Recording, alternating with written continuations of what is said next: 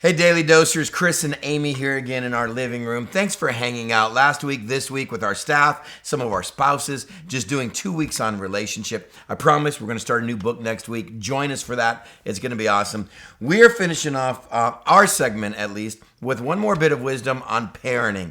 And as Amy and I are even talking about, what do we do on these daily doses?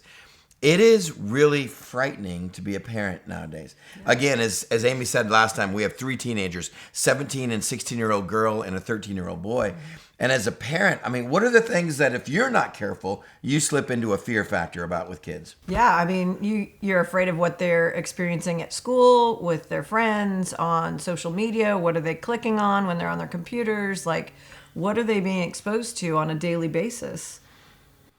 And if as a parent, if you're not careful, you just try to make the tightest bubble around them as possible and try to protect them. It's a parent's job to protect. It's our job to have some clear boundaries and guidelines and consequences. But especially at this stage in our life, 80% of our kids' life are lived outside of our view, outside of our control.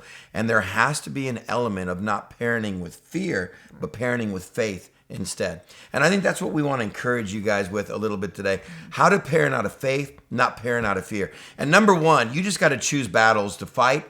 Battles ahead of time that you know we're going to win. When it comes to morality, when it comes to decency and clothing, and that's a big one right now with teenage girls. What I consider decent, what they consider decent in clothing, is there's a chasm between those. Those are battles I'm going to win. When it comes to drug and alcohol, we know where we stand on that and go, then those are battles we're going to win.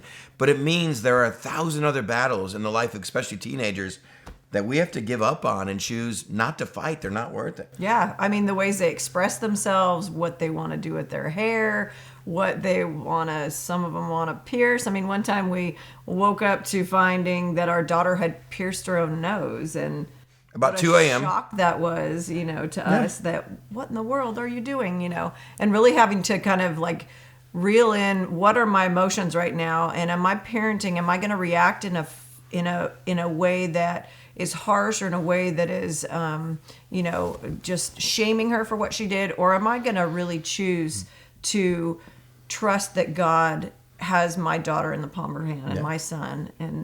And so it's one of those things that it's like, it says in Philippians 4:6, do not be anxious about anything, but in every situation, by prayer and petition with thanksgiving, present your requests to God.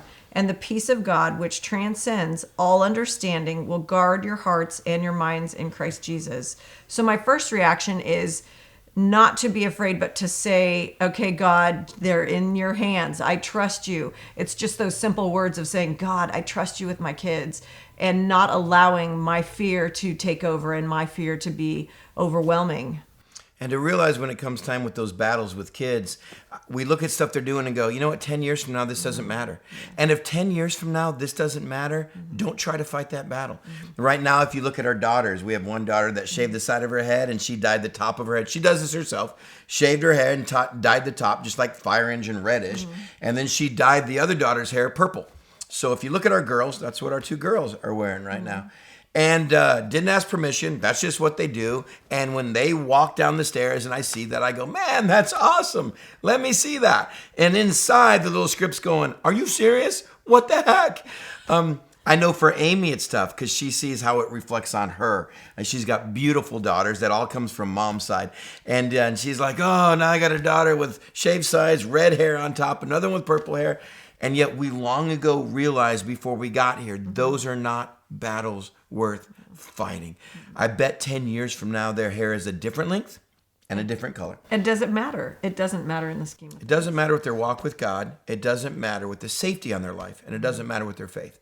So as parents, hold on to the verses that Amy just read. You can parent out of fear, or you can parent by faith. By faith doesn't mean you let go. You still have boundaries. You still have sound rules with great consequence. But realizing, God, you love my kid more than I love my kid. God knows the amount of hairs on my child's head. I don't even know my kid that well. He's got them. And that's my faith. One more time, read the verses for us. Do not be anxious about anything, but in every situation, by prayer and petition, with thanksgiving, present your request to God, and the peace of God, which transcends all understanding, will guard your hearts and your minds in Christ Jesus. And that's what I want to be. I want to be surrounded and protected by God's peace. And so my only option is to completely entrust my kids to God. And when I am worried, I'm going to stop and I'm going to pray. And I'm just going to turn them over to him again every day, daily, moment by moment. So there you go. If you're a parent, start praying. That's what parents do.